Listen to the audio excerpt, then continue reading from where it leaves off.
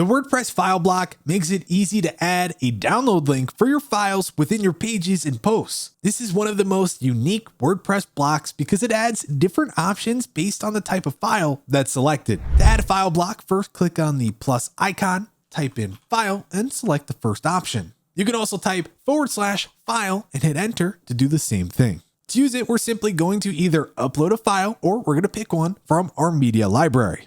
PDFs will show a preview of the file, and the tool for the PDF will vary depending on the browser. I just added a PDF and I can actually view it directly from within the embed. Other files, such as images, will show the file name and a download button. All right, let's talk settings. If I press on the block, I'll see a toolbar appear up above. First up, I can transform to columns, group, or image. I can drag and move the block. I can change the alignment. As far as the actual file name, I can bold it, I can italicize it.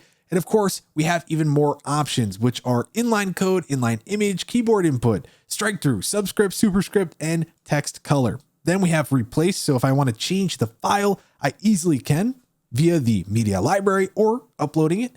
And of course, I can copy the URL to the actual download file.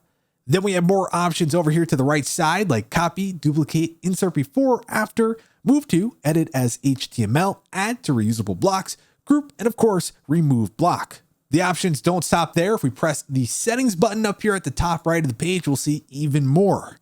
We have everything from text link settings, download button settings, and advanced. And actually, if I replace this with a PDF file, you'll see even more options. See, just like that, we now have the PDF settings as well. First, we have show inline embed. So just like the image that I had before, the PDF file will look very similar. As you can see here, it says, note, most phone and tablet browsers won't display embedded PDFs. So keep that in mind that you still want to make sure this looks nice just in case it's not displayed properly. We also can change the actual height of the PDF embed. If you don't want it to take up that much space, you can drag the slider or just change the number over here on the right-hand side. The text link settings let you choose how the file name link works. You can have it linked to the media file or the file's attachment page.